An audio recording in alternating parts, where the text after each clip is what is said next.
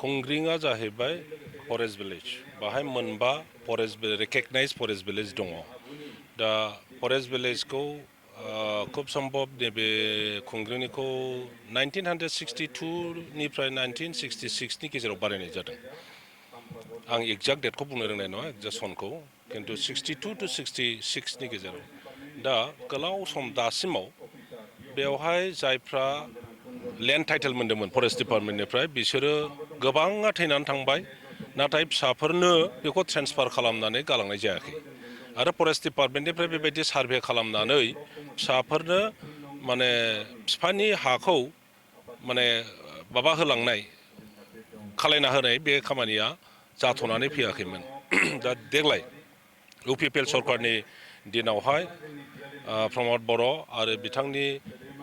EM बिथांमोन specially Ranjit Kumar बसुमतारीमोननि नाजानायाव खुंग्रिं एरियायाव मोननै खामानि जादों मोनसेया जाहैबाय बिमा बिफानि हाखौ फिसाफोरनो